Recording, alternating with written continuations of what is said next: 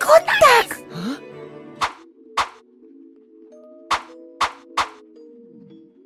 L'histoire commence par un flashback dans lequel le maître de cérémonie fait une promesse à son ami d'enfance. Le rêve est rattrapé lorsqu'il se réveille dans une classe de cours d'été, ce qui est logique pour un gars qui dort en classe d'être dans une classe de cours d'été. L'ami Toji et son ami Okuto ne sont pas surpris par cette situation. Cela dit, Okuto continue de faire la leçon à Eratura pour qu'il devienne meilleur et poursuive sa carrière de mage. Sur le chemin du retour, Eratura rencontre inopinément son amie d'enfance Natsumi, la fille du rêve. Il finit par faire honneur à la nana en attaquant son niveau de mignonnerie, ce qui, ironiquement, lui permet de rejouer Klee avant de partir. Le lendemain, les garçons retrouvent Okuto au festival. Elle promet à Eratura un baiser s'il gagne le concours du festival et il gagne, mais hélas, l'homme continue de recevoir les elfes tandis que la nana joue la carte de la taquinerie. Les elfes continuent d'arriver, cette fois sous la forme d'un humble après que Eratura se soit battu avec Okuto au sujet de son souhait qu'il devienne un mage. Suzuka est entré en scène, pensant à tort que Eratura est Natsumi, et lui a demandé de l'aider à accomplir un certain rituel. Peu après, le bureau d'investigation magique arrive pour prendre la responsabilité de Suzuka pour utilisation de magie interdite, mais elle utilise Azura un familier pour les innocenter en capturant Eratura dans le processus. Lorsque Shodi arrive, elle révèle la véritable identité d'Eratura. Suzuka laisse le couple avec un message pour Natsumi, et fait glisser un peu de salive avec l'homme principal avant de partir. Okuto révèle qu'elle aime Eratura mais finit par l'éviter le lendemain. Chi discute de ce que Suzuka voulait d'Eratura avant d'être appelé pour rencontrer Natsumi, ce qui était une grosse erreur car le familier de Suzuka se trouvait dans l'estomac d'Eratura après qu'elle l'ait embrassé. Lorsqu'il prononce le nom de Natsumi, l'insecte s'envole de sa bouche, tout comme la mouche du corbeau s'attache à la bouche de Naruto, et vole les pouvoirs spirituels de Natsumi. Alors qu'elle ramène Natsumi chez elle, Eratura tombe sur Suzuka et conduit Natsumi à un officier pour la confronter. Suzuka révèle qu'elle a l'intention de faire un rituel interdit en utilisant les pouvoirs de Natsumi pour faire revivre son frère aîné avec son âme en offrande. L'homme tente de faire entendre raison à cette folle, mais nous savons tous qu'il est impossible de négocier avec elle, car elle domine les agents du bureau d'investigation magique. Un agent du département des enquêtes magiques gravement blessé ligote Suzuka. Furieuse, elle fait appel à son Juberna pour le tuer. Eratura sauve la vie de l'agent, mais alors qu'il est sur le point de mourir, Okuto se sacrifie pour sauver Eratura. Et voilà le clou du spectacle. Il s'avère que Okuto était un familier depuis le début et non une personne réelle. Pourtant, l'homme principal pleure toujours sa mort avant de se rendre chez Natsumi pour devenir son familier par le biais d'un rituel de suicide. Natsumi et Eratura se rendent au sanctuaire en écrivant un familier sous la forme d'un cheval blanc pour arrêter Suzuka. Natsumi et Eratura se rendent au sanctuaire en écrivant un familier sous la forme d'un cheval blanc pour arrêter Suzuka, qui envoie alors son Juberna, lequel forme une barrière protectrice autour du sanctuaire. Au cours de la bataille, Eratura tombe. Natsumi appelle alors Okuto, le dragon gardien de la famille Tsushimikata, pour le sauver. Okuto vainc l'Azura et réussit à retarder le Juberna permettant à Eratura et Natsumi d'arriver au sanctuaire, mais Suzuka les en empêche. Suzuka finit par faire apparaître une impulsion spirituelle qui contrôle le corps de son frère et finit par l'étrangler. Eratura et Natsumi finissent par sauver Suzuka et lui épargnent la vie, lui permettant de faire le deuil de son frère comme il se doit. Par la suite, Natsumi révèle que le talisman familier était un type de manipulation et que le contrôleur d'Okuto était ailleurs, en vie. À Tokyo, Eratura rencontre Natsumi après s'être inscrit à l'école préparatoire à Mio. Il donne l'impression, à tort, qu'il savait que le Okuto était Natsumi depuis le début. Eratura ne se rend pas compte que Natsumi a gardé son ruban. Lorsque Toji semble s'être inscrit à l'école préparatoire à Mio, les deux se montrent très familiers l'un envers l'autre, révélant que Toji sait que le contrôleur d'Okuto était Natsumi. Sur le point d'établir un lien, Eratura et Toji partent avec Natsumi. Comme Toji l'a dit, cette stupide Eratura correspond bien à l'homme principal. Cela dit, les garçons arrivent à l'académie à Mio, et sont accueillis par le Shikagami créé par l'homme qui garde l'entrée, l'Alpha et l'Oméga. Peu après, ils rencontrent la directrice de l'académie, Miyoko Rashi. Tous trois discutent de Natsumi et de son ancêtre Yaku, et du lien supposé entre les deux. Eratura et Toji rencontrent ensuite Jin Sensei, leur professeur attitré. Ils les emmènent en classe où ils se présentent à leurs nouveaux camarades de classe, ou surpris puisqu'ils ont été transférés 6 mois plus tard, à la rentrée. Miyoko Kurashi, la petite fille du directeur, est contrariée par cela et a une brève dispute avec Natsumi. Ensuite, Eratura et Toji se lient d'amitié avec Tama, leur nouveau camarade de classe. Il leur donne des informations sur Miyoko et le clan Kurashi actuel. Plus tard dans la journée, Eratura rencontre sa Shikagami Kan, qui est très mignonne. Alors que Kan fait une démonstration de ce qu'elle peut faire et du fonctionnement de son compte, Natsumi entre au plus mauvais moment. Et laissez-moi vous dire que lorsqu'on se fait surprendre avec une Lolette nue, la seule chose qui peut arriver est de se faire électrocuter. Le lendemain, Eratura n'est pas attentive en classe, et Hideko suggère que la classe abandonne ceux qui ne peuvent pas suivre leurs études. Sensei, quant à lui, leur dit qu'il continuera à aider les élèves malgré les règles strictes de l'académie. Cela irrite Hideko. Soudain, Kan apparaît, son épée pointée vers le boba de badminton Eratura. Kyoko invoque alors son Shikagami. Voyant cela, Jin propose un duel de Shikagami, un duel de familiers. Eratura demande au professeur d'enchanter ses kits pour qu'il puisse participer au combat aux côtés de Kan. Pendant son combat avec Eratura, Kyoko se souvient de la promesse qu'elle avait faite dans son enfance à son garçon Tsushimakata. Après ce flashback, l'épée en bois d'Eratura éclate à cause d'une surcharge. Jin Sensei arrête le duel après avoir vu Eratura perdre. Cependant, grâce à son duel contre Kyoko, Eratura devient populaire dans sa classe, ce qui contrarie Natsumi, et le garçon avec le swag le remarque, ainsi que la reine Busty de cette aura. Natsu invoque alors son dragon Shikagami Okuuto, tuant le faux Kakajoki. Plus tard, Kyoko avoue qu'elle aime Natsumi, et veut que Eratura l'aide à sortir avec elle. Eratura est surpris d'entendre cela, car il ne peut pas lui dire que Natsumi est une fille qui se fait passer pour un garçon. Après leur conversation, Eratura a un flashback d'une fille à qui il a fait une promesse. La fille ressemble à une Kyoko plus jeune, mais il ne réalise pas qu'il s'agit d'elle au moment où Eratura est stupide. Quelques jours après l'incident, Eratura est repérée par l'école de la mère du dortoir avec un Shikagami qui ressemble à Natsumi avec un corps masculin. Elles se méprennent sur la situation et se prennent en photo ensemble, mettant Eratura dans l'embarras. Des rumeurs bizarres se répandent dans toute l'école à propos d'Eratura et de Natsumi, et Toji en fait partie, grâce au maire de dortoir. Comme Toji a des projets, il propose à Eratura et Natsumi d'y aller ensemble. Cela rend Natsumi heureuse car elle considère cela comme un rendez-vous avec Eratura. Le lendemain, en cherchant un magasin fermé, les deux se perdent et se retrouvent dans un love hotel où ils se cachent de la mère du dortoir qui les poursuit. Alors que le couple partage un moment de détente, Kan arrive et leur annonce que les femmes sont aidées par Kyoko et Tama. Cependant, cela n'effraie pas Natsumi qui pense pouvoir les maîtriser, mais lorsque Jin apparaît, elle perd tout espoir. Eratura appelle Toji à l'aide, et les deux s'échappent grâce à lui. Ils retrouvent ensuite Jin et les autres. Malheureusement, les choses ne se passent pas bien pour Eratura lorsqu'il est à nouveau mal compris alors qu'il est avec Kan dans la chambre d'hôtel. Ce type n'a jamais eu de répit. Plus tard dans la soirée, Jin réussit à localiser et à capturer le fou de tout à l'heure. La directrice de l'école se présente également, contrôlant son Shikagami de capture, et elle confirme que le type est lié au syndicat des cornes jumelles. Peu de temps après, un vieil homme appelé Hachu Duman, portant des lunettes de soleil, discute avec un homme de la situation actuelle. L'homme déclare qu'il ne veut pas être impliqué dans le conflit du syndicat des cornes jumelles. Il semble également intéressé par le fils de la branche Tsushi Makado, Eratura. Alors qu'il s'apprête à quitter le vieil homme, il est révélé qu'il lui manque un bras, et que cette personne est le véritable Kakajoki. 6 mois se sont écoulés depuis que Eratura et Toji se sont inscrits à l'académie Amio, et les élèves se préparent pour leurs examens de fin d'année.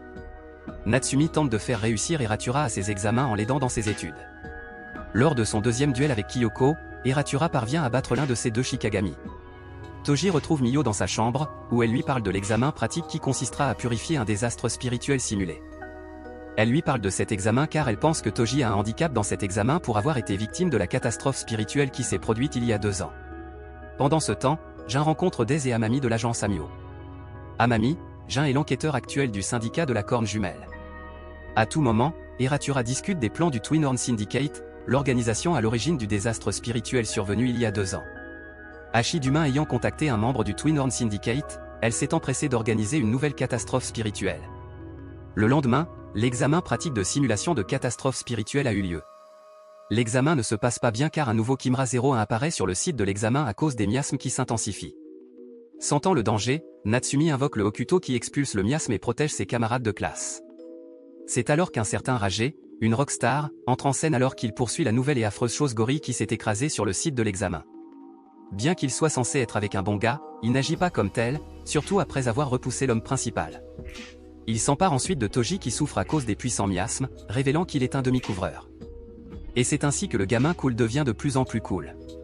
Dans un flashback, Toji se souvient de son passé lorsqu'il a été soigné par le père de ses retours. Il y a 2 ans, Toji a été possédé par le même ogre qui a causé le désastre spirituel. Toji est ensuite admis à l'hôpital mais disparaît après avoir repris conscience.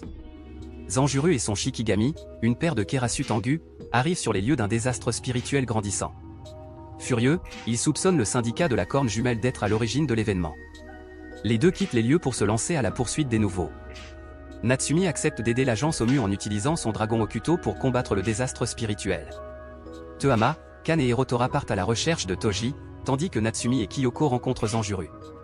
Plus tard, Hirotora rencontre des étrangers, mais Kakakuki arrive et aide un frère à s'en sortir.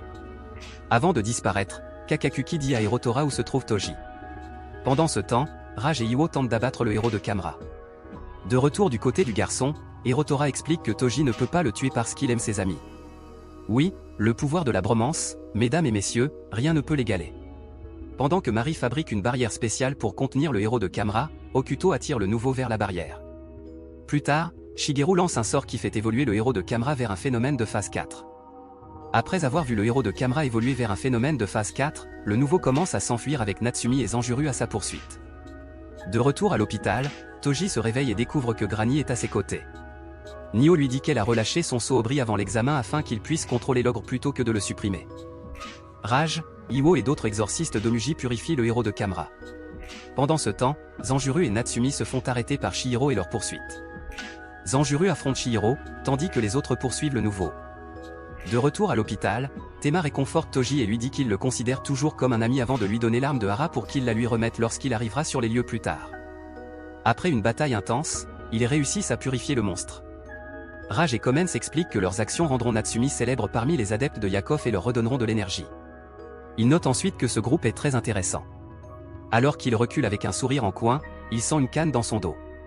C'est une canne d'ombre, il s'est faufilé derrière lui comme un vrai chef, disant au Susibaki qu'il lui a jeté des dizaines de sorts qu'il faudra du temps de recherche pour enlever et le pleure ensuite pour qu'il ne s'approche pas de ses élèves. Zanjuru arrive également pour mettre les choses au clair et leur dit qu'il n'a pas réussi à mettre Chihiro en garde à vue car il s'est jeté un sort stupide et est mort. Mais c'est le vieil homme qui arrive le plus en force. Le trio ressent la puissante présence d'Asia Duman, avec la voiture volante de Kejina. Duman a expliqué aux enfants qu'il avait l'intention de récupérer la nouvelle pour lui-même, mais qu'il ne pouvait plus le faire après cet excellent rituel de purification. Le groupe a demandé son nom lorsqu'il a dit que la zone tremblait et qu'il disparaissait. #Shiver. Plus tard, Harada, le gars avec les flics, est vu en train d'effectuer le rituel Tazin Fyukon, remerciant Chihiro pour son travail. Un mois après le désastre spirituel, la cérémonie d'entrée à l'Académie Omnio a lieu et la Loli Suzuka préférée de tous y inscrit. Elle remarque Hirotora lors de la cérémonie et déclare qu'il a été son premier baiser, ce qui lui vaut d'être bombardé de questions. Zanjuru explique à Jen que l'agence Omnio a inscrit Suzuka à l'académie pour la punir de l'incident qu'elle a causé l'année dernière. Natsume s'inquiète parce que Suzuka l'a vu s'habiller en fille lors de l'incident de l'année dernière, alors elle continue à se cacher de Suzuka chaque fois que cette jupe passe devant elle. Alors qu'il est à la recherche de Suzuka, Hirotora rencontre un élève de 3e année inhabituel qui semble s'intéresser à Kan.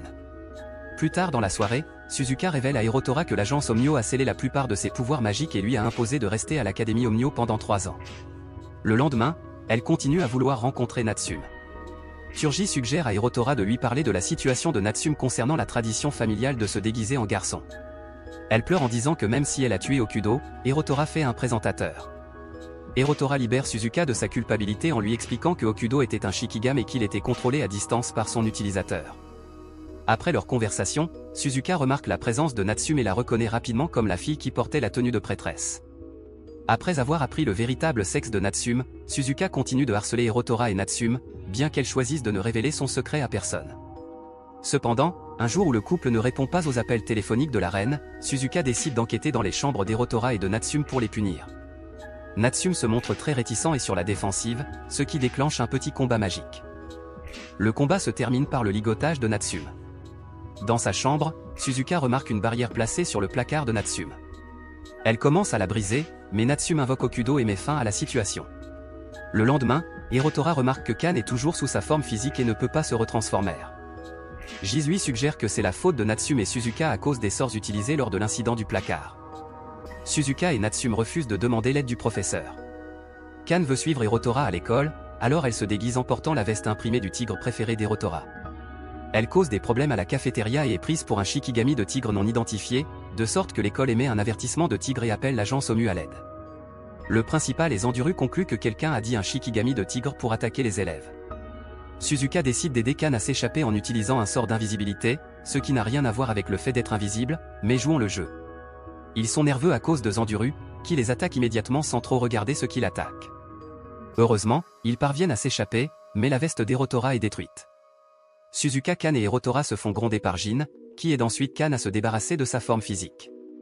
La nuit, Suzuka est vue en train de dormir avec une peluche de tigre borgne, ce qui signifie qu'elle a des sentiments pour l'homme principal, dont le nom de famille signifie tigre. Toute la classe d'Erotora part en camp d'entraînement de Shikigami quelque part dans les montagnes. Suzuka y participe également, aux grandes dames d'Erotora et de Natsume. Terji demande alors à Suzuka de s'associer pour se défendre contre les adeptes de Yaku qui en ont après Natsume. Elle accepte, ce qui amène Natsume à demander à Suzuka si elle est la réincarnation de Yaku. Suzuka pense que c'est le cas de Natsume, mais n'en est pas certaine. Elle leur parle du code Corbeau, un outil spirituel que portait Yaku et qui est le seul moyen de savoir si Natsume est sa réincarnation. Le sensei de Jin et le directeur de l'école entendent leur conversation. Jin pense que le véritable code Corbeau se trouve à l'Académie Omu, et que celui de l'agence Omu n'est qu'une réplique. Le lendemain, Eruvora est arrêté par Kyoko, qui veut savoir s'il aime vraiment Suzuka. Sentant une perturbation dans la force, Suzuka court couper le combo pour ensuite fulminer sur le fait que Erotora aime le Hokuto et pas elle. Erotora explique à Kyoko que le Hokuto était un Shikigami contrôlé par quelqu'un d'extérieur. Kyoko suppose donc que le contrôleur du Hokuto devait être très puissant pour faire passer le Hokuto pour une vraie personne pendant si longtemps. Plus tard, dans le bus qui le ramène chez lui, Erotora remarque le ruban rose dans les cheveux de Natsume. Il utilise son cerveau de singe au maximum et réalise qu'il s'agit du même ruban que celui qu'il a gagné pour le Hokuto à la foire. De retour aux choses sérieuses, nous voyons l'ogre légendaire Mancho parler au Doumain, qui est sur le point de passer à l'action. Pendant ce temps, le stupide Tori rêve des moments qu'il a passés avec une fille aux cheveux courts, se demandant si le Hokuto était Natsume. Le lendemain, la classe s'entraîne à contrôler son énergie et bien sûr, l'homme échoue et Kan vient l'aider. Mais ce qui est amusant, c'est de voir leur ami à 4 yeux échouer lui aussi en arrière-plan. Pendant ce temps, Toji parle à Natsume, l'encourageant à lui avouer directement ses sentiments. Nous voyons Temo marcher sous la pluie, se demandant s'il est apte à devenir un mage en Méo. Lorsqu'il arrive chez lui, il voit l'enquêteur qui l'attend pour lui demander son aide. Mais le gamin lui dit d'aller se faire foutre respectueusement, alors le type part et glisse un sort dans le pantalon du gamin. De l'autre côté, un sort du même genre se transforme en hibou devant l'agence. Le hibou leur annonce que Doumain va attaquer demain à la recherche du code Corbeau. Cependant, tout comme Jim, le jeune homme cool du devant général croit que le vrai code Corbeau est une académie Onmeo, et que celui de l'agence Onmeo n'est qu'une réplique. Le lendemain, Eritora et Natsume se promènent ensemble avec beaucoup de tensions sexuelles entre eux. Passé cette interaction maladroite, le groupe apprend que l'agence a été attaquée par des douzaines d'araignées, puis on voit le vieux G arriver pour jouer à une mode cool. Le vieux G se dirige lentement vers le campus pour se faire arrêter par le directeur, familier, il se rattrape. Mais la vieille dame n'a pas réussi à le dissuader d'envahir le campus, et elle a ordonné au statut de lion de garder la porte. Mais le vieux G a plus d'un tour dans son sac, ou plutôt tend ce sac en activant le sort. Il s'est faufilé avec les araignées et a réussi à percer le bâtiment. Le directeur familier rejoint le groupe et leur dit de se diriger vers le bâtiment du toit, il se ferait donc un chemin jusqu'à lui et trouve le directeur assis dans l'altère. Ils entendent de loin un rire maniaque. Le vieux G est là. Doumain brise facilement le seau. Le directeur lui demande s'il a trouvé ce qu'il cherchait. Il répond par la négative, avant de mordre le dragon et de menacer de le prendre comme familier. Soudain, Jin surgit de l'ombre, vêtu d'une tenue traditionnelle. Il désigne Doumain comme maître par respect, et il se rappelle leur précédente rencontre qui avait laissé Jin avec une jambe. Monsieur Jin jette l'araignée qui se dirige vers lui, puis saute vers les enfants, enlève le sceau sur les pouvoirs inférieurs, et lui dit de mettre une barrière autour d'eux, puis saute en arrière du combat moral. Jin commence à utiliser les éléments comme s'il était l'avatar. Lorsque l'ancien G semble avoir le dessus, Jin révèle qu'il ne le combat pas pour l'abattre, mais pour atteindre le dragon et le libérer. Jin lance alors un sort qui semblait simple, jusqu'à ce que Shadow tire une feuille de bambou qui a augmenté la puissance du sort et l'a complètement changé, prenant le G au dépourvu et le piégeant. Cependant, ce n'est pas suffisant pour garder enfermée une clé de premier ordre comme Doumain, car le vieil homme est allé à l'ancienne, et a utilisé Brave Force pour briser la cage en envoyant de puissants rayons vers Jin, qui se défend en renforçant le sort avec sa force vitale en guise de prix.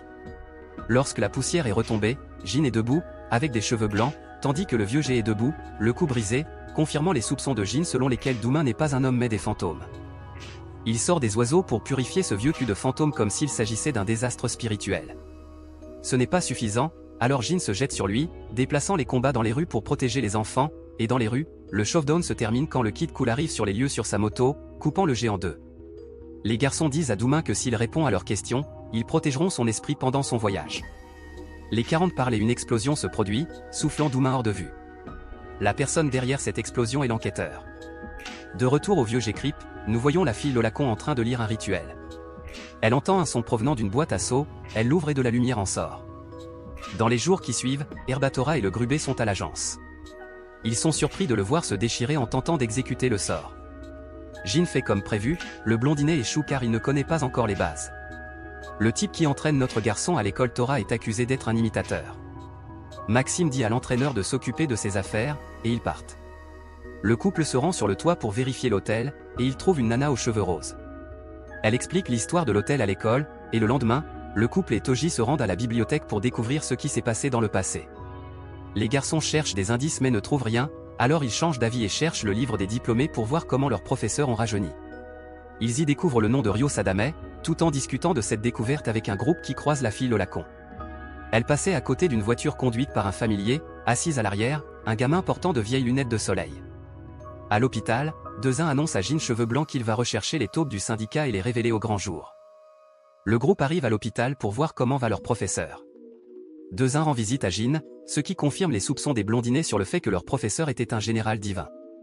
Lorsque Jin essaie de faire semblant, le vieil homme le confirme, et les enfants demandent pourquoi il a quitté les généraux divins. Toji, ayant fait le lien, explique qu'il a quitté l'agence pour rejoindre l'école et s'occuper de Natsuman. Eritor pose des questions sur Ryo baffling Jin. Il leur dit que cette personne était son camarade de classe, comme le dit le livre, mais que contrairement à ce que dit le livre, Ryo était connu sous le nom de Suzu, ce qui fait penser au principal intéressé que Suzu est la fille de Lolakon. Les raids ayant commencé, l'agence envoie son général hollandais pour garder les enfants. Les raids ayant lieu dans les bureaux du gouvernement, les membres du syndicat commencent à s'enfuir. Pendant ce temps, les enfants sont envahis par le familier de Raji, ce qui effraie le principal intéressé. Il va donc se promener à l'intérieur où il tombe sur Raji qui lui demande comment va Jin et ce qui s'est passé pendant la bataille.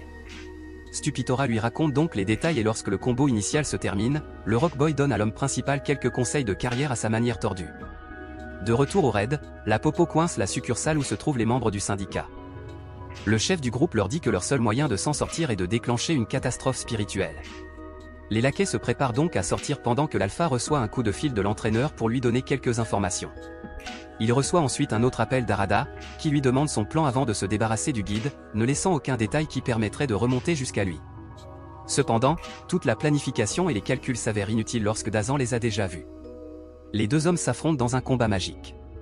Surclassé au niveau des sorts, Arada invoque ses familiers, dont un de grande classe qui prend le vieil homme au dépourvu. Ce dernier fait alors appel à ses défenseurs. Mais cela ne sert à rien car les défenseurs de Arada sont plus forts. Lorsque le familier s'apprête à porter le dernier coup, Arada l'arrête et s'approche pour parler au vieil homme. Subitement, Arada sent que quelque chose ne va pas et se demande pourquoi il répond à la question du vieil homme. C'est alors qu'il se rend compte qu'il était sous le charme. Un sort d'illusion que le vieil homme lui a jeté avec son éventail. Après avoir vaincu le jeune inconscient, il se transforme en une nana sexy, la nana aux cheveux roses de tout à l'heure pour être précis, ce qui choque le vieil homme. Pendant ce temps, de l'autre côté, l'entraîneur Dush révèle au groupe qu'il est un membre de la secte.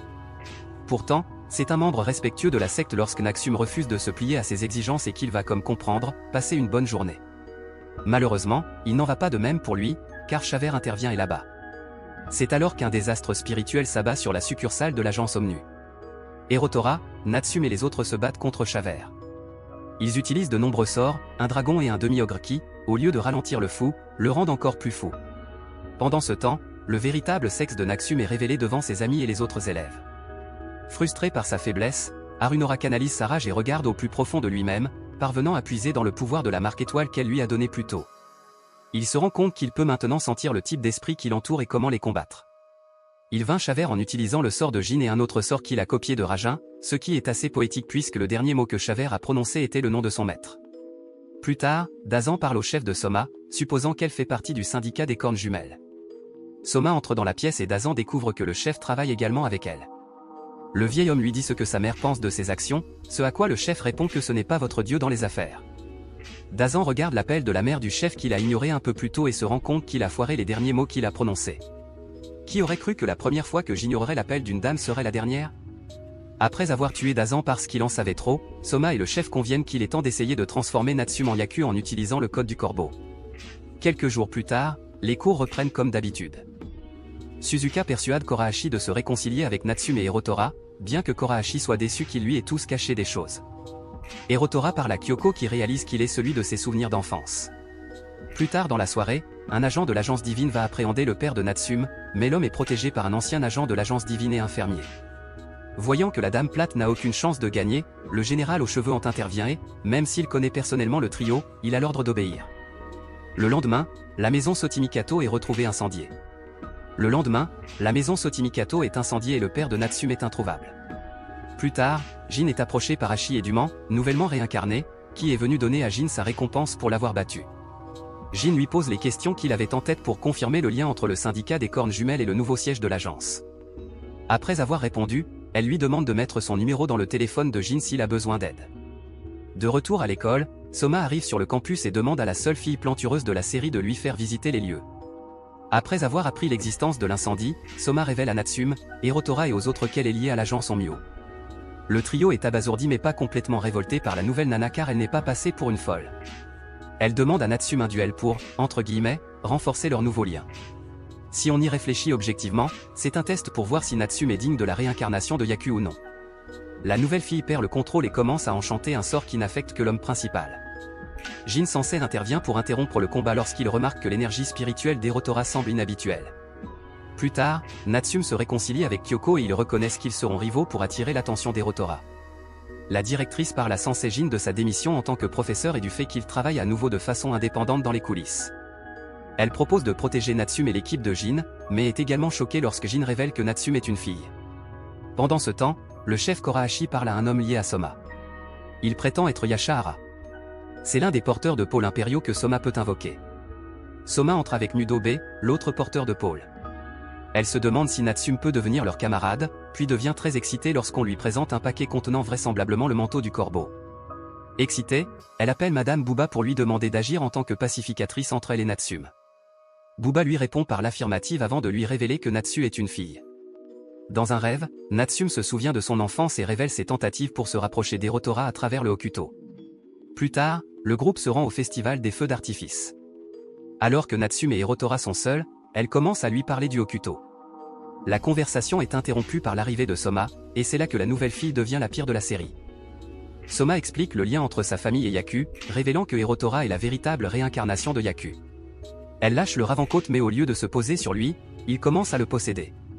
Natsume tente d'arrêter le processus, mais elle est stoppée par le familier Goutte à Goutte qui donne un coup de pied au cul écailleux de son dragon. À ce moment-là, tous les autres sont arrivés sur les lieux et suivent Hirotora pour l'arrêter. Natsume se remémore tous les événements et se rend compte que le sort d'étoile qu'elle lui a jeté ne lui a pas donné de pouvoir spirituel, mais seulement un déade, mort-vivant, la moitié du curseur que papa lui a jeté scellant ses capacités naturelles. Elle décide donc d'annuler complètement le saut pour que le pouvoir spirituel d'Hirotora puisse se stabiliser. Et elle le fait de la manière la plus élégante qui soit, en descendant pour embrasser le principal intéressé. Ce faisant, le manteau du corbeau cesse de le posséder. Cependant, Natsume est mortellement blessée mais parvient à dire à Hirotora qu'elle l'aime avant de s'éteindre, le sourire aux lèvres. Hirotora s'enfuit du corps de Natsume tandis que Toji et Suzuka le suivent en essayant de faire entendre raison à son âme saluée. En s'écrasant dans un bâtiment vide, ils rencontrent Daranji Shido, qui leur semble familier. Suzuka reconnaît qu'il s'agit de son père, bien qu'il soit mort et qu'il ait été ramené à la vie. Il tente de persuader Hirotora de rejoindre le syndicat des cornes jumelles, mais le groupe refuse et l'engage dans un combat au point magique et laissez-moi vous dire que pour un homme mort, ce type peut se déplacer comme un papillon et piquer comme une abeille. Ne voulant pas continuer le combat, Shido propose le rituel Tazin Fyukun pour ramener Natsume à la vie en tant qu'épouse. Il part avant que l'agence Omu ne le rattrape en emmenant Hirotora pour l'interroger. Toji et les autres attendent à l'agence Omu en expliquant ce qui s'est passé à la directrice. Elle parle avec Zingero et ils disent qu'ils vont s'occuper de tout. Toji et les autres décident de retourner en cachette à l'agence d'Omu plus tard pour voir Hirotora, afin de récupérer le corps de Natsume et de voir s'il y a une chance de la ramener à la vie. Pendant ce temps, Jin Sansei appelle l'ancien G ou plutôt le jeune G devenu Ashiya Dumont et lui demande son aide pour attaquer l'agence Omu. Une aide bien nécessaire puisqu'il devra affronter Roqueboirage après que le chef l'ait à nouveau recruté pour combattre Shadow. À l'agence, Hirotora discute avec le chef Kurahashi et Yashimaru sans ressusciter Natsume avec le rituel Tazin Fyukun. Pendant que les discussions se déroulent, le maître Dumont et Shadow arrivent sur les lieux pour commencer leur invasion. Dumont engloutit dans le bâtiment les esprits de son ancien moi. L'un des généraux divins tente de le repousser, mais sa spécialité étant de créer des barrières, elle échoue. Dame Man, c'est vraiment cool de voir tout le monde respecter la puissance de Dumont en l'appelant maître et en portant un vêtement adapté au combat contre un homme de ce calibre. Cependant, ce qui est encore plus cool, c'est de voir comment Jin a réussi à recruter une telle unité pour l'aider. En parlant de l'homme, alors qu'il se dirigeait vers le bureau, Jin a été arrêté par Raj qui était très impatient de se battre. Pour en revenir à la situation de Tora, il est presque d'accord pour coopérer avec lui, mais Kan apparaît et le dissuade de faire confiance à des gens aussi louches. Elle lui assure que s'il est la réincarnation de Yaku, il trouvera un moyen de faire revivre son bien-aimé. Voyant que leur plan pacifique a échoué, les fous de l'agence reviennent à la bonne vieille violence. Heureusement pour Tora, il est aidé par une araignée qui tient un éventail appartenant au vieux coureur de jupons. Bien que cela ne suffise pas à le faire sortir de ses gonds, l'ami de Su vient à la rescousse, augmentant ainsi les chances de succès. Un flashback révèle que les Sioux ont demandé à Tenma de se rendre seul à l'agence et montre comment Tenma a infiltré seul l'agence Omu avec l'aide d'une araignée magique. L'un des sorts développés par sa mère a brisé le sceau du manteau du corbeau et, comme prévu, Dazan est toujours en vie car il contrôlait l'araignée. De retour à l'action, Jin Sansei a facilement vaincu Rage, mais comme ce dernier admet maintenant sa défaite, Jin a décidé de briser la malédiction qu'il lui avait jetée auparavant. Toji récupère Hirotora auprès du chef Korahashi et de Yashimaru. Il retrouve Suzoka et Kiyoka à l'extérieur. Tenma apparaît avec un manteau Raven et ils parviennent tous à s'éloigner de l'agence Omu. Tenma leur dit que Suzu peut les aider avec le rituel de Tainfuku si Hirotora choisit de le faire, ce à quoi elle répond qu'il le fera. Jinjaro et Jin Sansei apparaissent après avoir entendu leur plan. Jinjaro prévoit de les empêcher d'utiliser la magie interdite en leur expliquant ses dangers et la façon dont elle dévore une âme, ce qui pousse le groupe à reconsidérer ses actions. Cependant, Kyoko parvient à lire les étoiles pour la première fois et leur dit que ce qui est interdit l'est par l'homme. Elle ajoute qu'elle voit toujours Natsuma comme des étoiles et qu'elle attend Hirotora. Choqué par la lecture des étoiles, le groupe décide de mettre son plan à exécution. Le gamin cool tente de les arrêter mais Jin intervient et les aide à s'enfuir. Les souvenirs de Yaku concernant sa rencontre avec Kan/Ishimaru sont montrés. Actuellement, Hirotora continue seul à récupérer le corps de Natsuma. Rage l'intercepte. N'ayant pas récupéré tous les souvenirs de son ancienne vie, notre garçon se fait facilement battre. Une canne parvient à se défouler en attaquant le Rock Boy au sol. Hélas, elle est écartée d'un coup de pied et poignardée, si bien qu'Hirotora va la sauver. Au cours de l'opération, il perd son œil et se fait également repousser, inconscient, et pour aggraver les choses, il invoque Shaver pour qu'il vienne tuer l'homme principal. Et Rage décide de libérer le sceau sur elle afin qu'elle puisse accéder à son plein pouvoir. Elle se transforme en une version adulte d'elle-même, Ishimaru, et laissez-moi vous le dire. Même si la version précédente était mieux dessinée, cette version peut botter des fesses car elle peut projeter des flammes ardentes et détruire des boucliers avec son arc énergétique. Cela dit, il s'agit toujours d'un combat à 1 contre 2 et Kan ne peut pas suivre un général divin tout en essayant de protéger son maître de Shaver. Heureusement, Kakoyuki apparaît à temps et attrape l'épée d'une seule main. Voyant leur supériorité, Rage repousse son familier et part se battre un autre jour, mettant fin au combat avec les deux loyaux subordonnés s'inclinant devant leur nouveau maître réincarné, montrant ainsi leur loyauté envers lui. Les trois continuent et trouvent Natsuma, gardée par Suzu, qui s'excuse pour ses erreurs, disant qu'elle ne voulait pas que les choses tournent de cette façon. Mais l'homme principal, qui a mûri après les derniers événements, ne se soucie pas de ce qu'elle dit et prend simplement son poussin paisiblement pour accomplir le rituel de Taz et Fukun. De retour dans le gang principal, les amis d'Heritor attendent des nouvelles de lui, mais ils ne reçoivent qu'un vague coup de fil de Suzu disant que le rituel a en quelque sorte fonctionné. Heritor est à nouveau montré avec Natsuma, juste assez longtemps pour qu'elle lui répète qu'elle l'aime et qu'il l'embrasse. Elle est censée s'endormir et Heritor promet de la revoir avant de partir vers le lever du soleil, suivi par Ishimaru et Kakayuki, ses loyaux sujets.